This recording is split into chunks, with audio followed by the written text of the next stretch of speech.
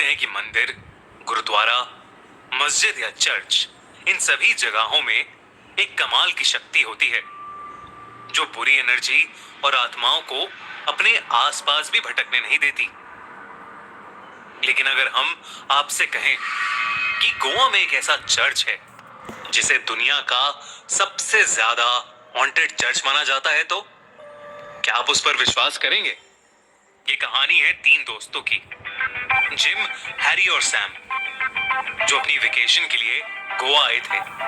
हर किसी की wish list में फ्रेंड्स के साथ गोवा ट्रिप पर जाना जरूर होता है, इसलिए जिम, हैरी और सैम बहुत ही ज्यादा खुश थे। उन्होंने गोवा जाकर वहां पर बाइक्स रेंट पर ली और गोवा की ब्यूटी को एक्सप्लोर करने लगे। एक रात वो लोग एक पार्टी से वापस लौट रहे थे और वो वापस जाने का रास्ता भटक गए। काफी रात हो गई थी और गोवा के जंगलों से भरे रास्तों पर उन तीनों के ही फोन में नेटवर्क नहीं आ रहा था, इसलिए ना वो गूगल मैप्स की मदद ले सकते थे और ना ही इतनी रात में उन्हें सड़क पर कोई इंसान नजर आ रहा था। वो बस अपनी बाइक पर सवार सही रास्ता ढूंढने की कोशिश कर रहे थे। तभी कुछ ही दूर पर जिम को उस रात के अंधेरे में एक चमकती लाइट नजर आई।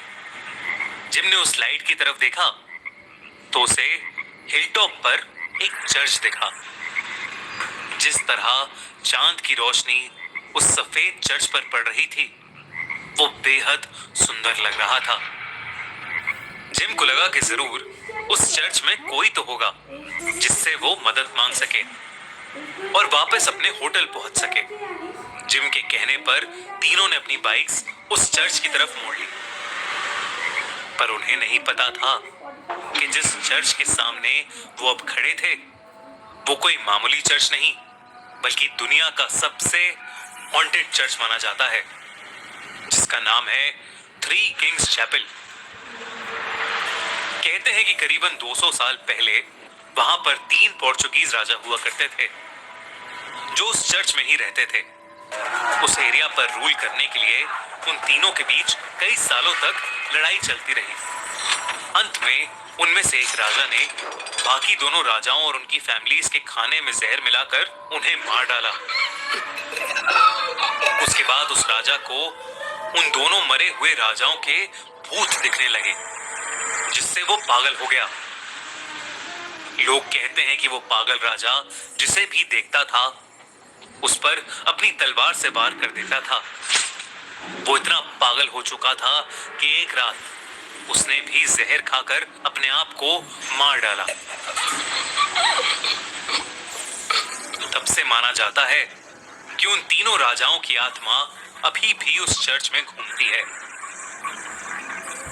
पर इस सब से अनजान जिम, हैरी और सैम आधी रात में उस चर्च के सामने खड़े थे। उस चर्च के आसपास का एरिया बिल्कुल खाली था और वहां पर कोई भी मौजूद नहीं था। जिम को लगा कि शायद चर्च के अंदर कोई होगा, तो उसने चर्च का दरवाजा खोलने की कोशिश की, लेकिन वो दरवाजा बंद था। तो जिम उसी चर्च के आसपास घूमकर देखने लगा कि शायद कहीं कोई मिल जाए जो उसे उसके होटल जाने का रास्ता बता दे, जहां जिम मदद ढूंढ रहा था। वहीं हैरी और सैम एक दूसरे की फोटोज खींच रहे थे। फोटोज लेते लेते एक मोमेंट ऐसा आया जहां सैम हैरी की फोटो ले रहा था और अचानक से उसे मोबाइल कैमरा में हैरी के पीछे कोई सफेद साया खड़ा नजर आया। पर जैसे ही उसने मोबाइल का कैमरा हटाया, वो साया वहां से गायब हो गया था। अचानक ही सैम के फोन की बैटरी खत्म हो गई और उसका फोन स्विच ऑफ हो गया। वहीं जिम चर्च के आसपास घूमकर फिर चर्च के दरवाजे के सामने आ खड़ा था, लेकिन इस बार चर्च का दरवाजा खुला पड़ा था।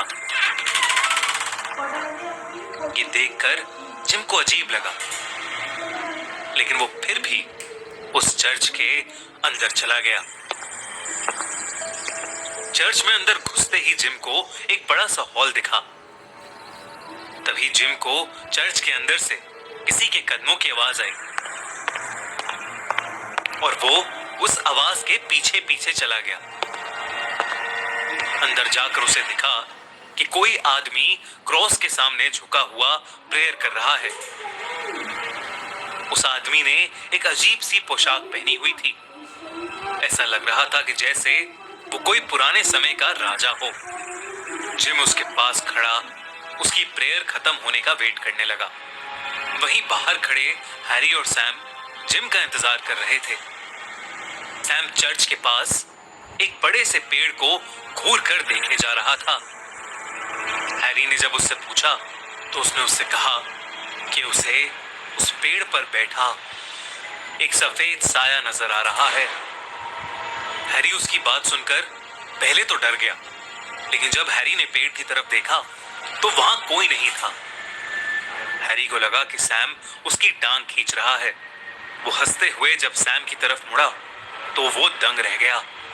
सैम की आंखें लाल हो चुकी थी और वो हैरी को एक बहुत ही डरावने तरीके से घूर रहा था। हैरी ने उसका नाम पुकारा पर वो कोई जवाब नहीं दे रहा था। बस वो हैरी को घूरे जा रहा था। हैरी ने उसे पकड़कर हिलाया तो सैम ने हैरी को एक जोरदार धक्का दिया। हैरी सीधा जाकर पेड़ पर गिरा। सैम अपने होश खोकर उस हिल के किनारे की तरफ जाने लगा और किनारे पर आकर वो उस हिल से नीचे कूद गया। हैरी ये देखकर एकदम शॉक था। वो जल्दी से सैम को देखने दौड़ा। उसने देखा कि सैम हिल के नीचे वाली रोड पर गिरा पड़ा है और सैम के बगल में एक सफेद साया था जो हैरी के देखने पर हवा की तरह कहीं गायब हो गया।